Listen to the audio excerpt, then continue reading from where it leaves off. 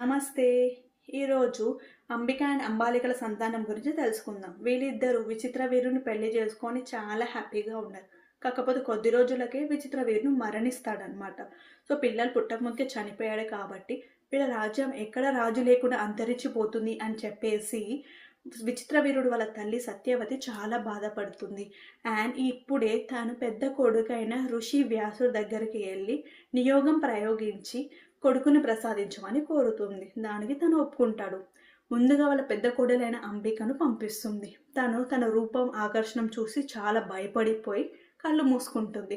ఇలా వీళ్ళిద్దరికి పుట్టిన పిల్లవాడే ధృతరాష్ట్రుడు. అండ్ తన పుట్టుకతోనే కళ్ళు ఉండవన్నమాట, అంధుడు. సో ఇప్పుడు తిను రాజు అవ్వలేడు. అండ్ నెక్స్ట్ చిన్న కోడల్ని పంపిస్తుంది, అంబాలికను.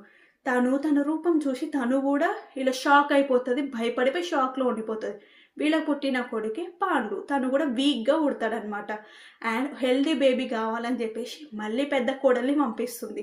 కాకపోతే ఈసారి తను పెద్ద కోడలు వెళ్ళకుండా వాళ్ళ దాసిని తనలాగా రెడీ చేసి పంపిస్తుంది. కాకపోతే దాసి మాత్రం చాలా ధైర్యంగా అండ్ గౌరవంగా ఉంటుంది. అండ్ ఇట్లా వ్యాసకన్ దాసికి పుట్టిన కొడుకే విదురుడు. చాలా హెల్దీగా పుడతాడు. కాకపోతే వీళ్ళలో రాజు అయ్యే అర్హత పాండు రాజుకే ఉంది. సో ఇప్పుడు హస్తినపురానికి రాజు పాండు రాజు. నమస్తే.